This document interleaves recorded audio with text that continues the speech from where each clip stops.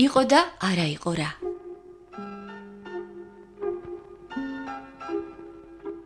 ქალაქი, სადაც ახალი წელი მთავარ პროსპექტზე დეკემბრის დასაწყისიდან დგება.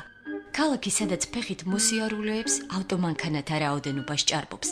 ქალაქი, სადაც ძვირადღირებულ რესტორნებში ყოველ საღამოს ხალხმრავლობაა. ქალაქი, სადაც უყვართ ბავშვები და ცდილობენ შინ მისვლამდე სათამაშოების მაღაზიაში შეიარონ. ქალაქი, სადაც ახალ წელს ნახევარითვის განმავლობაში ზეიმობენ. ქალაქი, რომელიც ცხოვრობს იმავე რიტმით, როგორც ათასობით სხვა ქალაქი.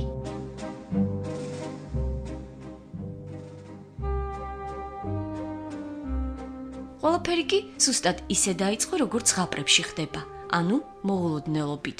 ქალაქის რუტინულ ცხოვრებაში ჩართული ვერც კი შეამჩნევდა, თუ რა ხდება ქალაქში განსაკუთრებული, რაც მის და მისნაირების ცხოვრებას არ ჰგავს. რომ არა, მაუსის ღილაკით, ნაცნობი ინტერნეტ გვერდიდან უცხო გვერდზე გადასვლა. ფონდი მომავლის გზა. ვებ გვერდის მშრალი დასათაურებიდან მზერა ფოტოზე გადადის. გოგონას შავი ტალღოვანი თმა და სევდიანი თვალები აქვს. მზერა სადღაც შორს იკარგება. თითქოს უნდა გაექცეს რეალობას. რეალობა. შიშველი ქვის კედელი და ძველი რკინის საწოლი, რომლის იქითაც ფეხი არასდროს დაუდგამს.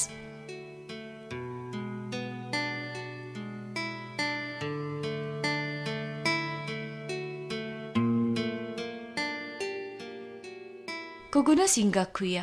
იგი 13 წლის არის. ძალიან ადრე ყავდა დედა, რომელმაც მიატოვა. ოდესღაც ჰქონდა სახლი სოფელში, რომელიც მოხუცმა ბებიამ მისი ფეხზე დაყენების იმედად გაყიდა. ინგა ფეხზე ვერ დადგა.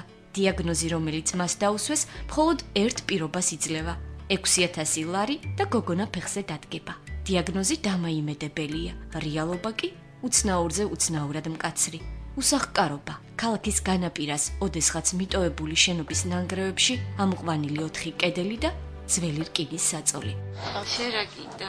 ზე ყველაზე მეტად ვაიც ფეხზე რო გავიარ. დედის ნახვის სურვილი თუ გაქვს? არა. არა გყარჩე. არა. რომ მოვიდეს მოინანიოს. დაგიწყდეს რომ მაინც არა მაქვს. ისე გატკინებული. ხო, წერა-კითხვა ვიცი სახლში მასწავლდა ბებია და ჩემი ძმახალი. წერა-კითხვა ვიცი. ლექსი თუ იცი? კი, ბევრი ვიცი.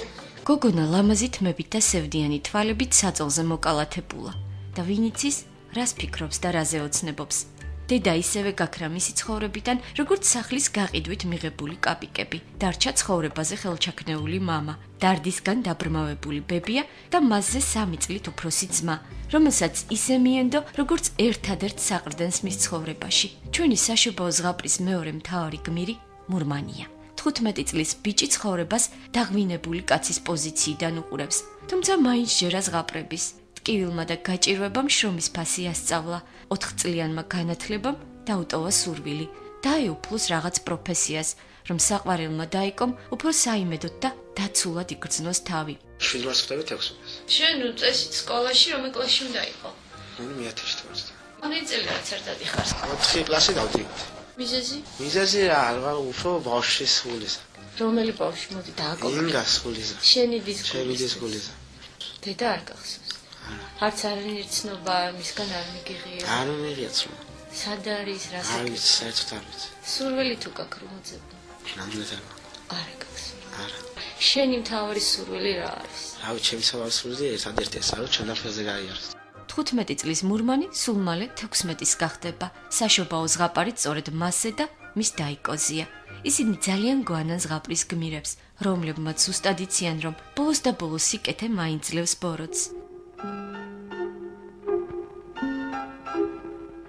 და სჯერათ, რომ ქალაქში, სადაც ახალი წელი მთავარ პროსპექტზე დეკემბრის დასაწყისიდან დგება, სადაც ძალიან უყვართ ბავშვები და ცდილობენ შინ მისვლამდე სათამაშოების მაღაზიაში შეიარონ ადამიანებს, ისევ აღელვებთ სხვათა ბავშვების ბედი.